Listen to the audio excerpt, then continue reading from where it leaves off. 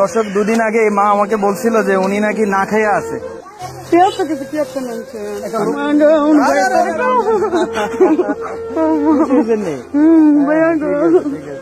আপনারা না কয়ে গেছি আমরা না খেয়ে থাকবেন না, হ্যাঁ আপনারা না খেয়ে থাকবেন না। দর্শক, দুদিন আগে মা আমাকে বলছিল যে উনি নাকি না খেয়ে আছে, তো উনি যাতে আর না খেয়ে থাকে সেই ব্যবস্থায় আমরা করছি এবং আগামী দিনেও করবো। পেঁয়াজ, আদা, রসুন থেকে শুরু করে একটা ফ্যামিলির যা যা লাগে আমরা নিয়ে আসছি। এই ঘাড়ে ব্যথা পাইবেন না তো আবার? আচ্ছা আচ্ছা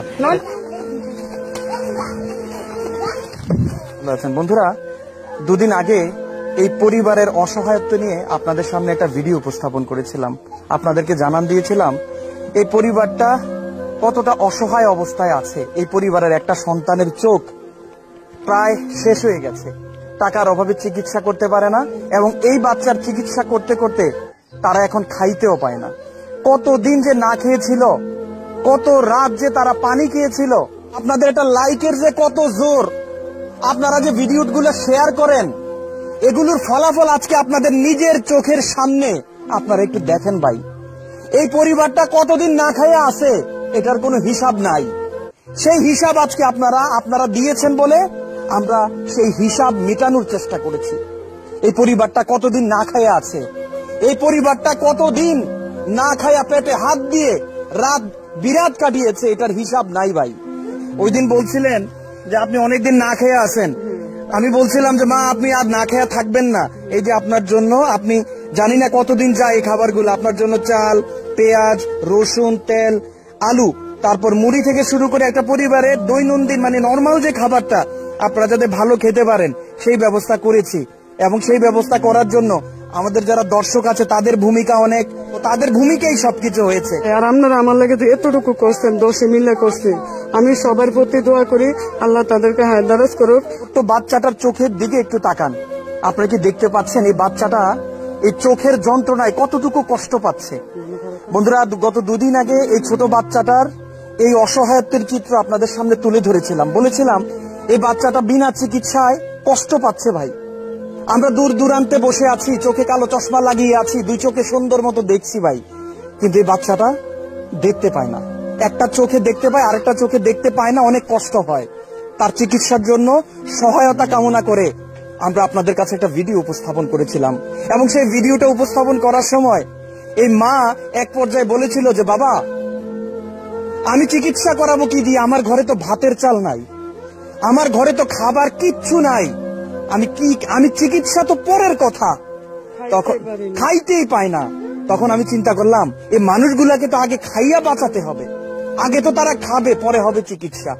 তাই আজকে তাদের জন্য খাবারের ব্যবস্থা করেছি, তাদের জন্য চাল, ডাল, আলু, মুড়ি, তেল, মানে একটা পরিবারে যতটুকু প্রয়োজন ততটুকুই এনে দেওয়ার চেষ্টা করেছি। মা, এগুলা দিয়ে আপনি 1-2 মাস খাইতে পারবেন? পারবো।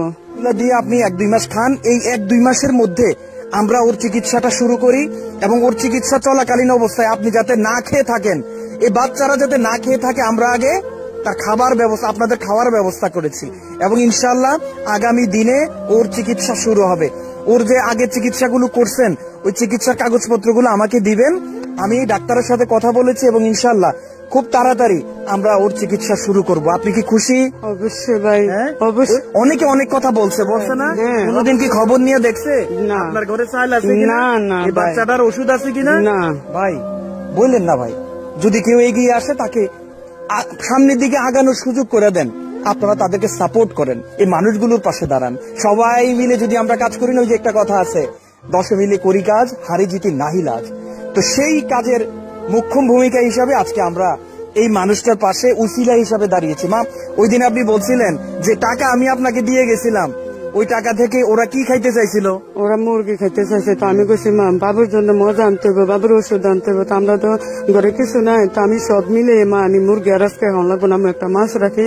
তো মাছ রাখছে কইছে মা, মামা তো আমাদেরকে টাকা দিচ্ছে মুরগি খাওয়া লাগে, বালা খাওয়ানো লাগে, তুমি তো আমাকে লাগে মাছ আনছো। আমি থাক মা, আজকে মাছ শেখা, আজকে মুরগি খাওয়া লাগবে না। তখন আমি আপনার কাছে বলছি ভাই। বলার পরে আমার মনে হয়েছে যে না, আপনাদের মুরগি খাওয়া উচিত। আমরা মুরগি মাংস দিয়ে খাই ভাই, কিন্তু এই মানুষগুলো মুরগি বহুদিন চোখে দেখে না, মাংস বহুদিন চোখে দেখে না। এটা অনেক কষ্টের ব্যাপার ভাই, এই কথাটা বলতে অনেক কষ্ট হচ্ছে ভাই আমার এই বাচ্চা চিকিৎসা করতে 8 লাখ টাকার প্রয়োজন। তা আমার কাছে আমি টাকা নাই, এবিধে আমি আমার জিকে চিকিৎসা করতে পারি না। যদি আপনারা দয়া করে দেন তাহলে আমি চিকিৎসা করব। দয়া করে এই বাচ্চাটার পাশে এসে দাঁড়ান, এই বাচ্চাটার জন্য যাতে আমরা চিকিৎসা করতে পারি সেই ব্যবস্থা আমাদেরকে করে দেন। এই যে দেখেন, আপনারা ব্যবস্থা করে দিয়েছেন বলে আজকে তাদের জন্য আগে খাবারের ব্যবস্থা করেছি। আগামী দিন এই বাচ্চার চিকিৎসা শুরু হবে। যখন চিকিৎসা শুরু হবে তখন কত টাকা যে লাগবে এটার কোনো হিসাব নাই ভাই। আমরা যাতে এই বাচ্চাটার চিকিৎসা করতে পারি, মামা ওইদিকে তাকাও, চিকিৎসা করতে পারি সেই রাস্তা আপনারা করে দেন। আমরা স্ক্রিনে বিকাশ নগদ নাম্বার দিয়ে দিয়েছি, এই নাম্বারে সাহায্য সহযোগিতা পাঠান। খাবারের ব্যবস্থা হয়ে গেছে, এখন দরকার চিকিৎসা। এই চিকিৎসা শুরু করব ইনশাআল্লাহ। আল্লাহর নামে মাঠে নেমেছি, আপনারা আছেন, সবার সম্মিলিত প্রচেষ্টায় এই বাচ্চার চিকিৎসা ক্ষেত্রে যত টাকা খরচ হবে ইনশাআল্লাহ আমরা সবাই মিলে করব। এবং আপনারা কে কোত্থেকে কত টাকা কিভাবে দিয়েছেন, এই বাচ্চার পিছনে কিভাবে টাকা খরচ হচ্ছে, এগুলোর পুঙ্খানু হিসাব ইনশাআল্লাহ আপনারা পাবেন। তো বন্ধুরা সবাই ভালো থাকেন, দেখা হবে ইনশাআল্লাহ আগামী কোনো ভিডিওতে। আসসালামু আলাইকুম।